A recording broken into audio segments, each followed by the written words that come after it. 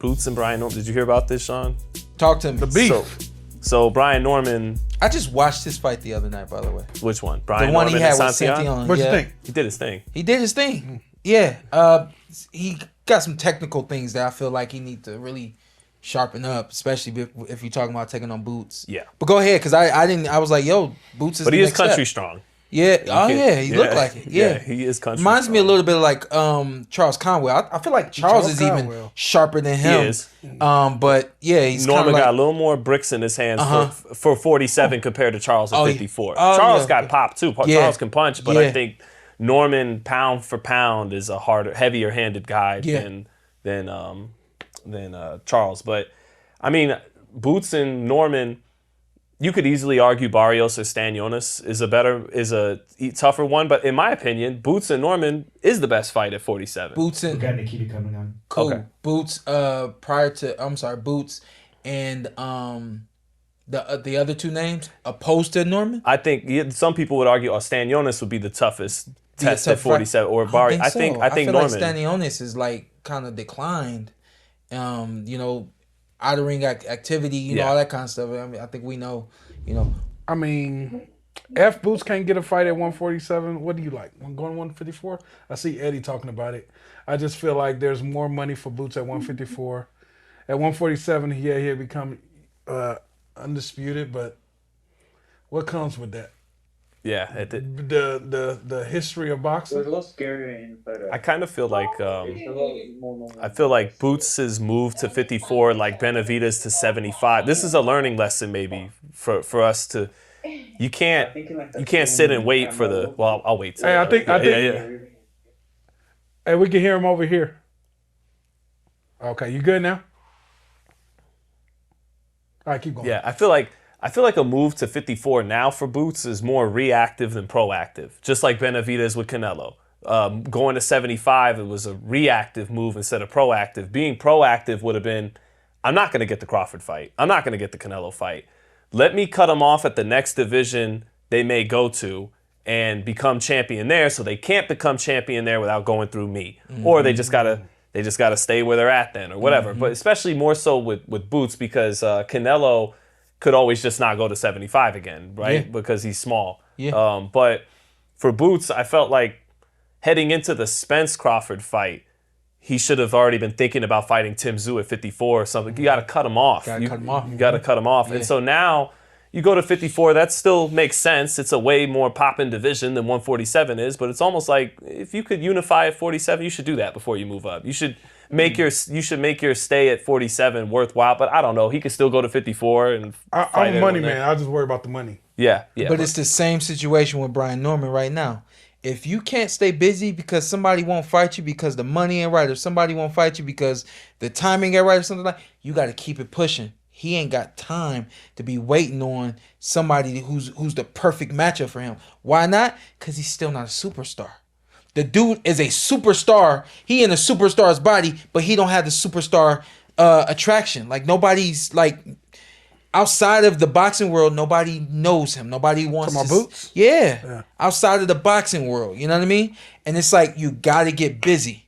The more busy you are, the more your stuff gets put on social media, on YouTube, list goes on, and that's how the buzz gets out about you to other people. But if you ain't busy, then we got nothing to post. Hence, nothing moves forward for him. You know what I mean? What makes him a superstar? Winning, going undisputed at 147. Not waiting to be undisputed. Not waiting to be undisputed at 47. Get busy. You just want to see him fight. I want to see him fight. And he can make 47 and make 54. So just do what you gotta do. Just stay busy. Okay. I never looked at it. And that's like a hell of a statement right there. I never looked at it like that. Ain't nothing's gonna speak to the fight to the sports world like saying somebody's undefeated and a champion in two different weight classes, because that's something that's rarely heard of. Mm-hmm. You know what I mean? That's how you get it done.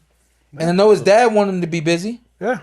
His dad was talking about having him fight like 3 or 4 more times this year, and I'm all for that. Man, we lucky if we get Boots one more time this year. We're straight up. So I guess the offer got up twice by Eddie Hearn, up to like 1.7 million to Norman.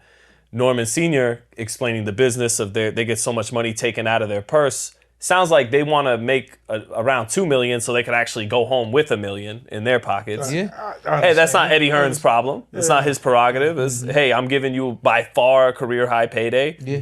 So I don't think Brian Norman is scared of Jaron Ennis. I think he's a pretty fearless guy. I would favor Ennis to beat him. Yeah. I do think it'd be a Yeah. pretty sexy fight at 47, but Yeah, it's not going to happen. Yeah. So it is what it is. But this is the part that, a lot of people don't know. When y'all see that a fighter's making X amount of money on social media, on the internet, whatever the case may be, y'all might as well start deducting how much y'all think we making. Just start deducting for whatever you could think of walking down the street at this point, because that's what it's like when we get our actual check. You know what I mean? So saying that to say this, when Norman's dad explains this to Eddie Hearn, Eddie, you already know the game, bruh. Yeah. He's telling you what you already know. And he's basically saying, hey, yo, you already know this. Make this fight happen, but you got to make it happen at this price. And you know why we're asking for it at this price. We're not asking for more money. Okay. He can't hear us. Not sure He why. said not sure why. I couldn't see that other word. Yeah. Anyway, I was like, hot sure why? I was like, what? But anyway, Eddie knows the game. You know what I mean? And so now at this point, if you want to make this fight, go ahead. Make that It's investment. gonna cost you $300,000. Make that investment. Here's my thing. Yeah, make that event right. You signed one of the best talents in boxing. Make the investment to make your fighter the best that he can be. Maybe Eddie's saying I did that before with Devin Haney, only for when he became a prized asset. He left me. Bingo. So I don't, Someone said but Eddie has never had a big fight. Eddie Hearn? Yeah. No, he's had big fights. But, I mean, got Canelo evidence. Saunders has like the Is indoor. that really a big fight, or they just hyped up? I mean, it's got it's the he was indoor fight- boxing record. That's when cute. he was cute. with him, all he fought was UK guys. Canelo? Yeah. I get what they're saying. Like, he hasn't done a Tyson Holyfield, a Mayweather Pacquiao, It's a so Leonard big, Hearns. yeah. Like, It's not really out there, though. No, you are correct. Yeah. The closest thing he had was Devin Haney versus Shakur Tank, something like that. And yeah, well, my issue with it, actually, I get where Eddie's coming from. It's like, I'm running a business. Like, I need to pay both fighters a certain amount where I actually still make a profit at the end. That's how businesses work. But you originally came to the United States overpaying fighters.